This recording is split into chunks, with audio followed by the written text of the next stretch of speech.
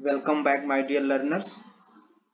और आज हम लोग एक नई चीज सीखने चल रहे हैं और वो एक नया टॉपिक होगा जिससे हाल ही के एग्जाम्स में, चाहे वो कॉम्पिटिटिव हो या बीएड हो या डीएलएड हो या नेट हो या सीटेट हो, इनमें एक दो क्वेश्चन आपको देखने को मिल जाते हैं। और ये एक ऐसा टॉपिक है जो हमारे व्यक्तिगत इंडिविजुअल डेवलपमेंट के लिए भी बहुत इंपॉर्टेंट है। ठीक, और इंडिविजुअल डेवलपमेंट से कहीं ज्यादा ये इंपॉर्टेंट है हमारे विश्व के लिए, हमारे वर्ल्ड के लिए। ठीक, इस टॉपिक का नाम होता है शांति शिक्षा एवं सतत विकास, यानी peace education and continuous development. अब इस पेपर के अंतर्गत कैसे प्रश्न पूछे जाते हैं, तो जनरली इस प्रश्न पत्र में आपसे यह पूछा जाता है कि शांति शिक्षा क्या होती है, शांति शिक्षा की आवश्यकता क्यों है, व्यक्तित्व के विकास में शांति शिक्षा किस प्रकार सहायक है, आपके सहपाठी यानी मित्र से, आपके कलीग से अच्छा और मधुर संबंध बनाने में शांति शिक्षा किस प्रकार से रोल अदा करती है, और शांति शिक्षा के साथ साथ किस प्रकार हम एक अच्छे विकसित राष्ट्र का निर्माण कर सकते हैं, एक अच्छे विकसित विश्व का निर्माण कर सकते हैं। ये सभी प्रश्न आपको शांति शिक्षा नाम के पेपर के अंतर्गत विभिन्न कॉम्पिटिटिव एग्जाम में देखने को मिल जाते हैं। तो आइए विदाउट लेट हम लोग स्टार्ट करते हैं अपना आज का कंटेंट, शांति शिक्षा एवं सतत विकास। इसमें जो जनरली हम लोगों को पढ़ना है वो है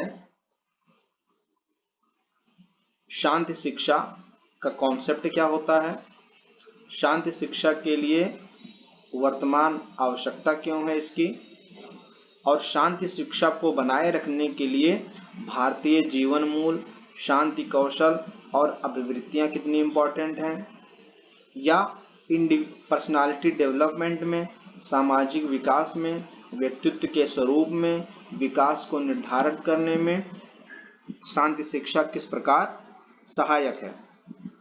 इसके अलावा हमें इसमें पढ़ना होता है कि सहपाठी यानी जो आपके साथ पढ़ता है, आपका क्लासमेट, ठीक, उसके प्रति आपका व्यवहार कैसा है, आक्रामकता कैसे प्रभावित करती है, सामाजिकता कैसे प्रभावित करती है, साथी के संबंधों की विशेषताएं क्या क्या हो सकती हैं, चरित्र निर्माण के लिए शिक्षा कैसे होनी चाहिए, समाज अनुकूल विकास कैसे होना चाहिए, ठीक, व्यवहार में उद्दीपन और अनुक्रिया और शांति के लिए निर्माणकालीन व्यवहार के प्रोत्साहन हेतु रणनीतियां, अवांछित व्यवहार के सकारात्मक तरीके को हतोत्साहित करने की रणनीतियां, यानी कि जो बिहेवियर हम अपने स्टूडेंट में नहीं देखना चाहते हैं उसे हम कैसे डीमोटिवेट करते हैं।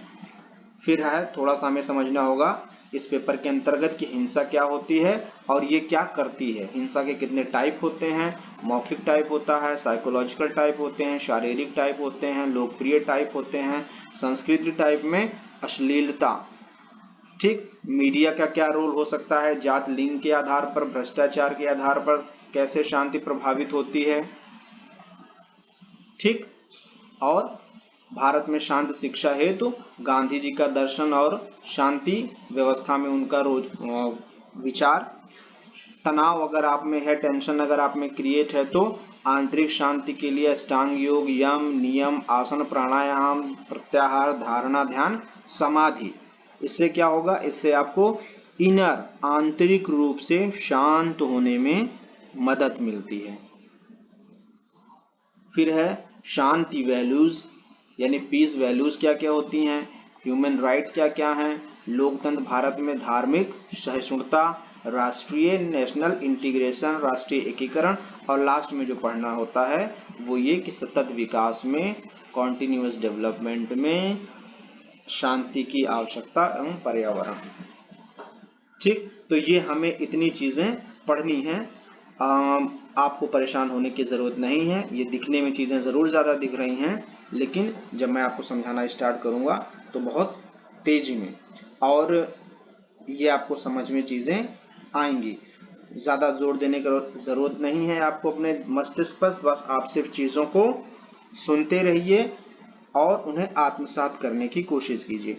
चलिए शुरू करते हैं आज का पहला lecture, what is peace education या what is the concept of peace education. शांति शिक्षा। अब एक एक मेन पॉइंट्स आपको पढ़ने हैं सिर्फ, जो एग्जामिनेशन हॉल्स में आते हैं। वो क्या है? पहला तो है शांति शिक्षा का कॉन्सेप्ट क्या है, दूसरा है शांति शिक्षा या पीस एजुकेशन की नीड क्या है, तीसरा है भारतीय जीवन मूल्य और शांति। जब हम किसी कल्चर को फॉलो कर रहे होते हैं या हम किसी रिलीजन को फॉलो कर रहे होते हैं तो उससे संबंधित हमें लाइफ वैल्यूज आ ही जाती हैं। शांति कौशल और अभिवृत्तियां, व्यक्तित्व का क्या अर्थ होता है और कितने टाइप्स होते हैं, व्यक्तित्व एवं सामाजिक विकास कैसे प्रभावित होता है और व्यक्तित्व का विकास का निर्धारण कैसे किया जाता है, व्यक्तित्व के विकास में वातावरण का प्रभाव क्या पड़ जाता है, व्यक्तित्व के 5 शील गुण सिद्धांत क्या हैं और व्यक्तित्व के सामाजिक और शांति व्यवस्था क्या है। इसके बाद हम लोग इतने प्रश्नों का उत्तर देने में सक्सेसफुल हो जाएंगे। तो चलो स्टार्ट करते हैं। देखो सबसे पहले क्या है, भारतीय शिक्षा का इतिहास अति प्राचीन है। वैदिक काल से लेकर आज तक भारतीय शिक्षा निरंतर प्रगति के पथ पर अग्रसर है। समय के साथ साथ परिवर्तित हो रही सामाजिक परिस्थितियों के अनुरूप शिक्षा के स्वरूप में परिवर्तन और संशोधन किया जाता रहा है। यानी यहां से बस 1 नंबर का क्वेश्चन है आपके लिए कि आप ये बताओ कि शिक्षा अपना रूप कब परिवर्तित करती है या अपना रूप कब मॉडिफाई करती है। तो उत्तर मिल रहा है कि शिक्षा या एजुकेशन अपना स्वरूप तब मॉडिफाई या परिवर्तित कर लेती है जब सामाजिक परिस्थितियां चेंज हो जाती हैं, क्योंकि शिक्षा अपने लक्ष्य, शिक्षा अपने उद्देश्य, शिक्षा अपने मुख्य बिंदुओं को सामाजिक परिस्थितियों से ही ग्रहण करती है। आगे चलते हैं। वर्तमान में शिक्षा का उद्देश्य केवल ज्ञानार्जन नहीं तक सीमित नहीं रहा है, वरन शिक्षा राष्ट्रीय विकास की प्रक्रिया का एक महत्वपूर्ण अंग बन चुकी है। यानी अब ऐसा नहीं है कि सिर्फ हम नया नया ज्ञान सीखने के लिए ही शिक्षा प्राप्त करें, नहीं, ज्ञान की खोज के साथ साथ हमें अपने नेशन का डेवलपमेंट भी करना है। तो अब जब हम ज्ञान प्राप्त करते हैं तो सिर्फ नॉलेज के लिए नहीं बल्कि अपने नेशन को डेवलप करने के लिए भी वो ज्ञान प्राप्त करते हैं। वर्तमान में शिक्षा का सबसे प्रमुख कार्य मानव संसाधनों का यथोचित विकास करना है। ठीक, शिक्षा का दूसरा क्या बताया जा रहा है उद्देश्य, कि दूसरा उद्देश्य ये है कि शिक्षा के द्वारा जो भी हमारे आसपास, हमारे समाज, हमारे देश में संसाधन हैं उनको डेवलपमेंट, रिसोर्सेस हैं उनको डेवलपमेंट करने का भी काम किया जाता है। यानी इस दृष्टि से देखा जाए तो आज शिक्षा के द्वारा अनेक नूतन यानी नवीन न्यू प्रवृत्तियां दस्तक दे रही हैं। एकदम सही बात। जहां पहले वैदिक काल में और उससे पहले के समाज में हम सिर्फ ज्ञान प्राप्त करने के लिए शिक्षा प्राप्त करते थे, तो अब ऐसा नहीं है। अब हमें शिक्षा दी जाती है राष्ट्र के विकास के लिए, नेशन के डेवलपमेंट के लिए, जो हमारे देश में संसाधन है उनको और डेवलपमेंट करने के लिए। और शिक्षा ज्ञान केंद्रित न होकर बल्कि सामाजिक परिस्थितियों के अनुसार है। तो आज क्या हो रहा है, नवीन शिक्षा के न्यू एस्पेक्ट डेवलप हो रहे हैं, और ना सिर्फ डेवलप हो रहे हैं बल्कि उन्हें शीघ्र आत्मसात करना भी परम आवश्यक हो गया है।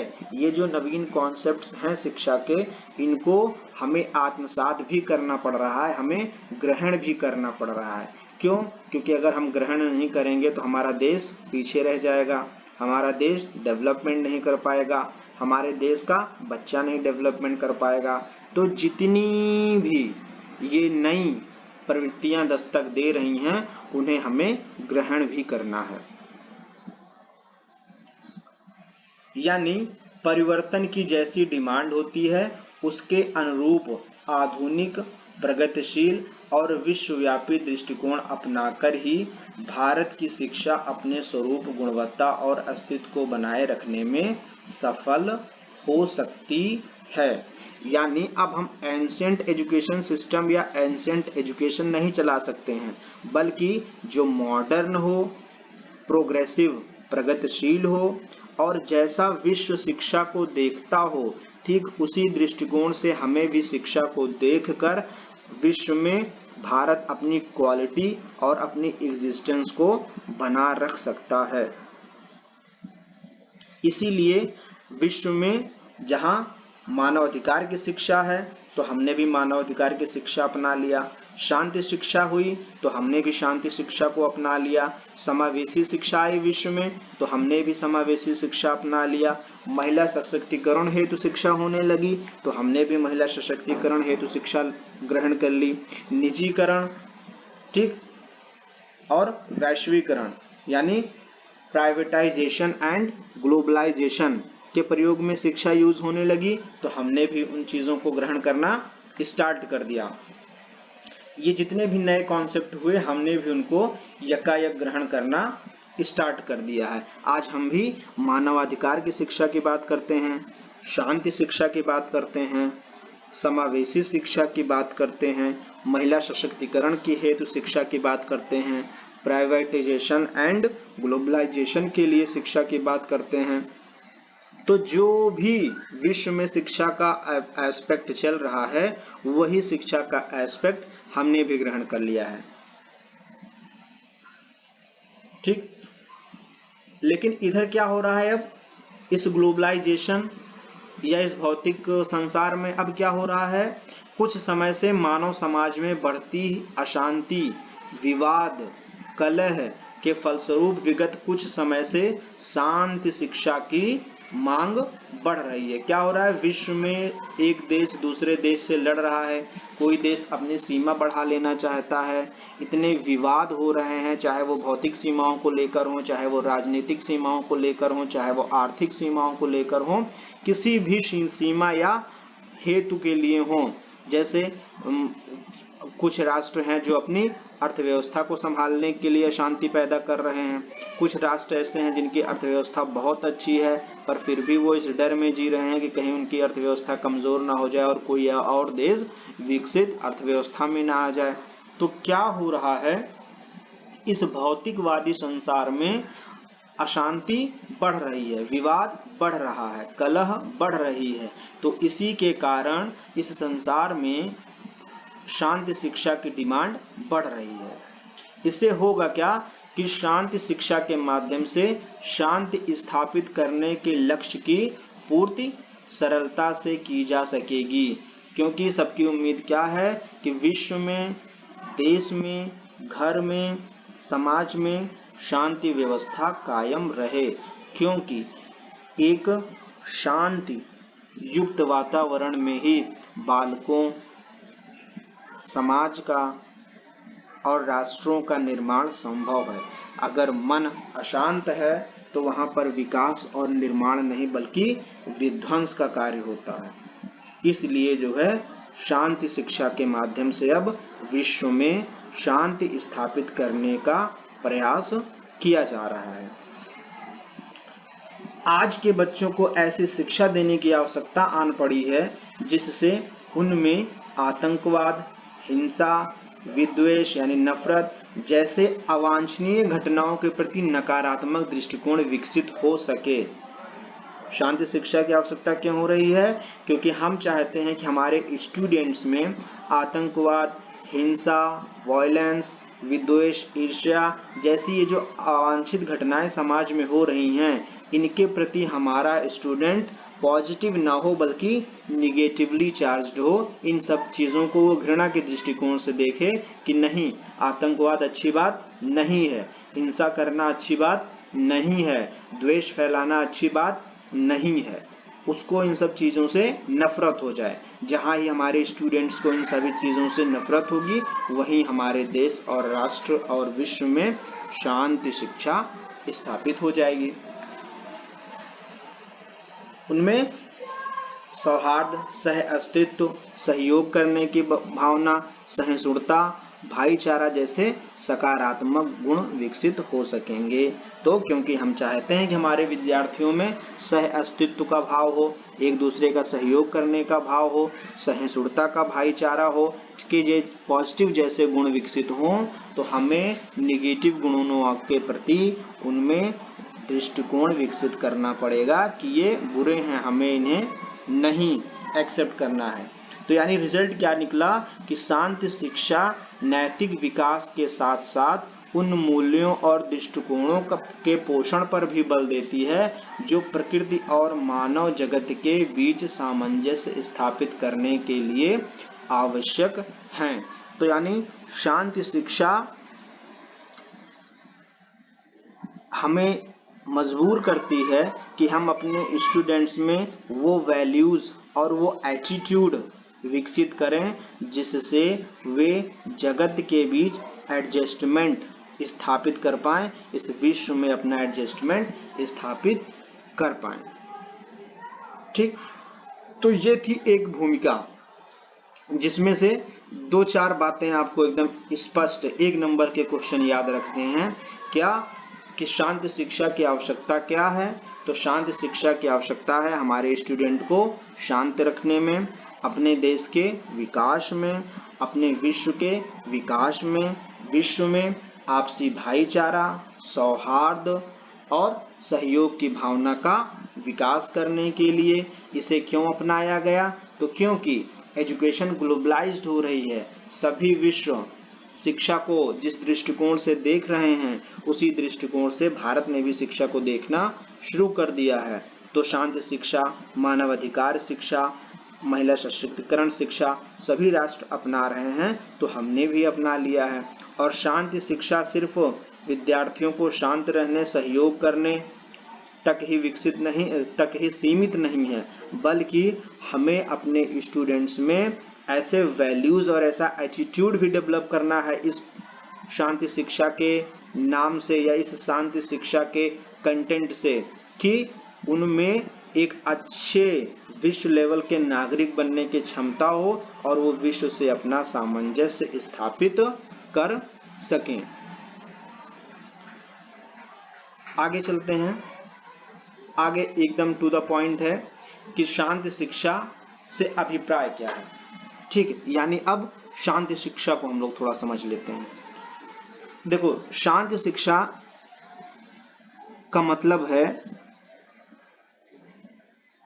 व्यक्तियों में या स्टूडेंट में ऐसे वैल्यूज, स्किल्स, अभिवृत्ति और का समावेश करना, को इंक्लूड करना, जिससे उन्हें दूसरों के साथ सौहार्दपूर्ण व्यवहार रखने और उत्तरदायी नागरिक बनने में मदद मिले।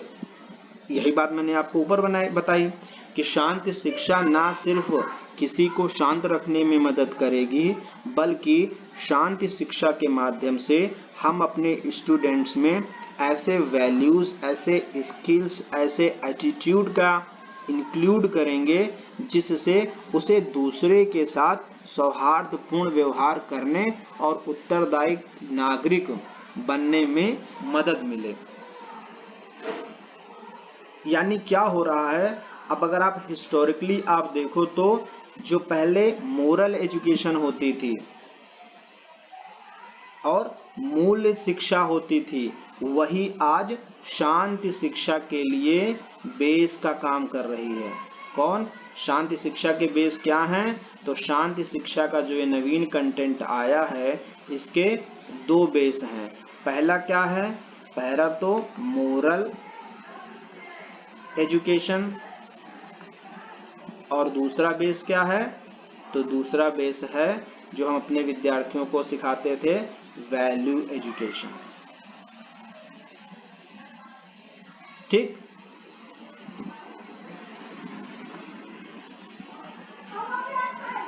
Value education.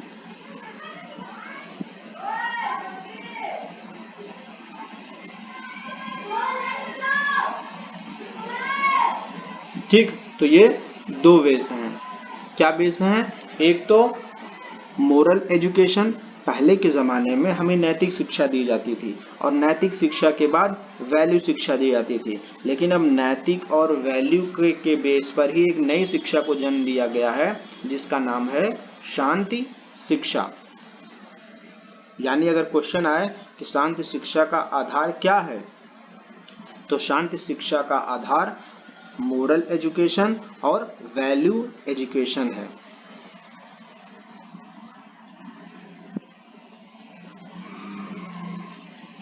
ठीक, अब इससे होगा क्या?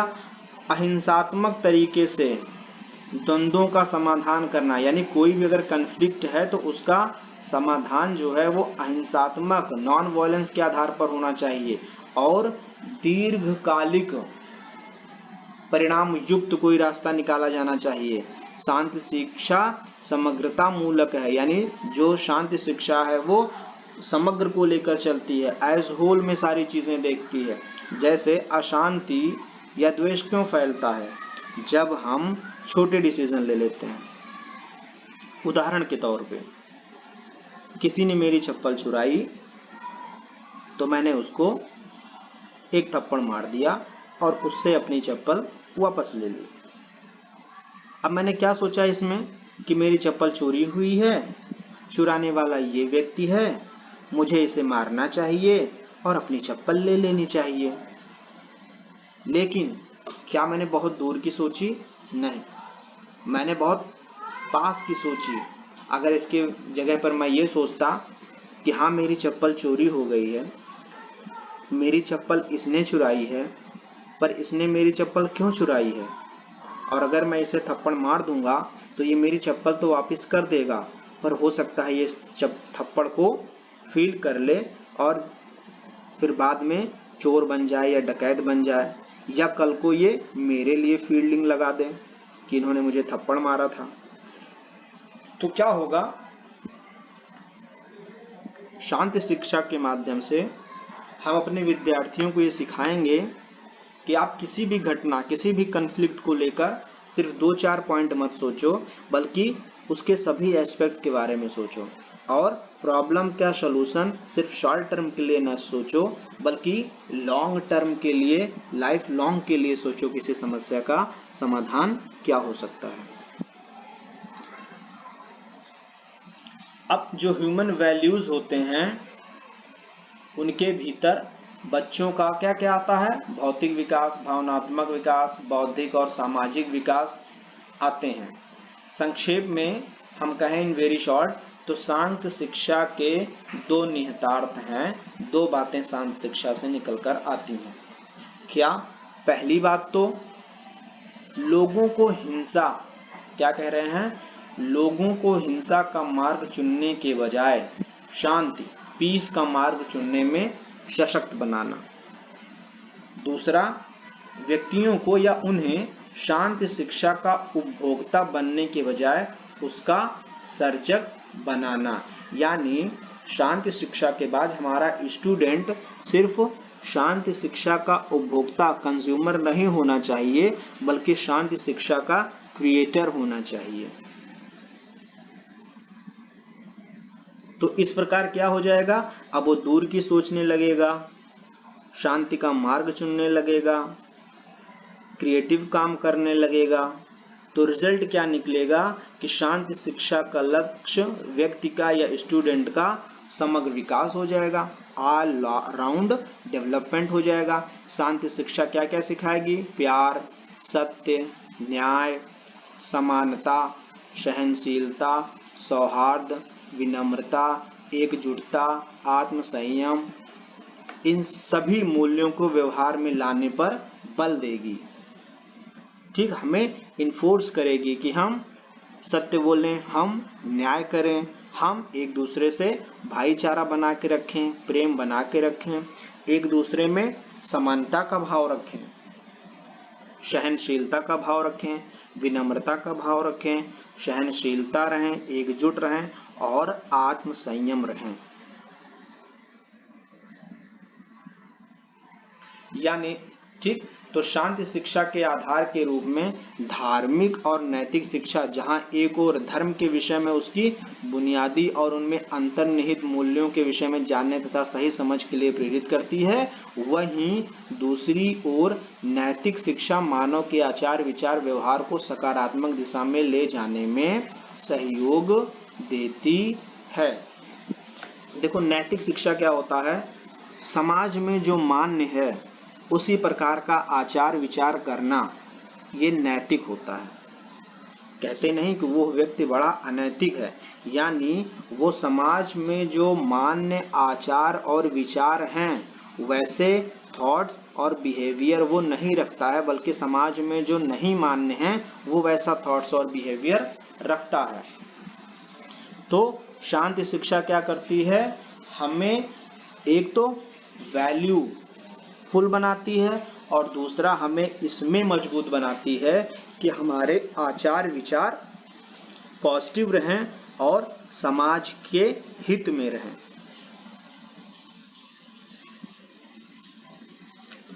अत्यंत आवश्यक मूल्यों के क्षरण के समाज में बढ़ती कटुता के देखते हुए शांति शिक्षा को एक सामाजिक और नैतिक मूल्यों का समर्थन करने वाले एक ताकतवर औजार या सशक्त उपकरण के रूप में प्रयोग करने की वकालत की जा रही है। मैंने आपको भी पहले बताया था कि अब समाज किस ओर चल पड़ा है। तो समाज क्योंकि भौतिकता की ओर, क्या हम बहुत ज़्यादा स्पिरिचुअल रह गए? नहीं। क्या बहुत ज़्यादा मोरलफुल लोग हैं आज की दुनिया में? नहीं। तो आप स्पिरिचुअल भी नहीं हो, आप फुल ऑफ मोरालिटी भी नहीं हो, इवन आप फुल ऑफ वैल्यूज भी नहीं हो। कोई मूल्य नहीं है आज के विद्यार्थियों में। वो ये सोचते हैं ये चीज मेरे लिए सही है पर दूसरे के लिए उसी चीज को गलत मानते हैं। तो ना आप में स्पिरिचुअलिटी है, ना आप में मोरल वैल्यूज हैं और ना ही आप में कोई अन्य वैल्यूज हैं। तो क्या होगा समाज में? तो आप जहां भी रहेंगे वहां पर अन्य व्यक्तियों से आपकी कटुता बढ़ेगी, आपकी दुश्मनी बढ़ेगी, आपकी अशांति बढ़ेगी और आपका मूल्य वैल्यू जो है वो लगातार गिरता जाएगा। इसीलिए कुछ लोग ये मान रहे हैं कि जो शांति शिक्षा है, पीस एजुकेशन है, उसे इस मॉडर्न एरा में एक ताकतवर औजार या सशक्त उपकरण के रूप में यूज किया जाना चाहिए। ठीक, शिक्षा के पाठ्यक्रम के रूप में, यानी शांति शिक्षा उन सार्वभौमिक और सशक्त मूल्यों का पोषण कर सकती है जो हमारे लोगों को विविधता में एकता और अखंडता की दिशा में ले जा सकें। यानी वो शांति शिक्षा ही है, वो पीस एजुकेशन ही है जो हमें जितने सार्वभौमिक यानी यूनिवर्सल वैल्यूज से फुल ऑफ बना सकती है और इटर्नल वैल्यूज को हमें ला सकती है, ताकि हम लोग इस विश्व में अलग अलग या विभिन्न होते हुए भी हमें एकता, यूनिटी और हमें अखंडता का भाव रहे। ठीक, अब क्योंकि ये वीडियो लंबा हो रहा है तो मैं इसे यहीं पे विराम दे रहा हूं। हमने आज पढ़ा उसका शांति शिक्षा का कॉन्सेप्ट और शांति शिक्षा से अभिप्राय। कल की क्लास में मैं डिस्कस करूंगा कि शांति शिक्षा की वर्तमान आवश्यकता क्यों है। अगर आपसे कोई पूछ ले कि आज की डेट में, हालांकि जिन्हें शांति शिक्षा का अभिप्राय और शांति शिक्षा का अर्थ समझ में आ गया है वो शांति शिक्षा की वर्तमान आवश्यकता लिख सकते हैं, लेकिन मैं कल फिर भी इसे एक बार समझाऊंगा। शांति शिक्षा की वर्तमान आवश्यकता, इस पॉइंट को हम लोग कल पढ़ेंगे और रोज एक एक या दो पॉइंट पढ़ेंगे। आज के लिए यहीं तक। आप इसे पढ़ो, इसमें कही हुई बातों को आत्मसात करो, क्योंकि शांति शिक्षा कोई पढ़ने वाला पेपर नहीं है बल्कि उसे ग्रहण करने वाला पेपर है। ठीक है मित्रों, तो मिलते हैं अगली क्लास में। और आप कमेंट बॉक्स में कमेंट करके ये बताइए कि आफ्टर लॉकडाउन, यानी लॉकडाउन की समाप्ति के बाद आप मेरी सीटेट, नेट या यूपी टेट की कक्षाएं लखनऊ के किस एरिया में चाहते हैं, जहां आप आसानी से आ सकें। ठीक, तो लॉकडाउन जब खत्म होगा तो हम लोग वहीं पर अपना कोचिंग इंस्टीट्यूट इस्टेब्लिश करेंगे और वहीं पर सीटेट, नेट की पढ़ाई करेंगे। Okay, thank you for the watching.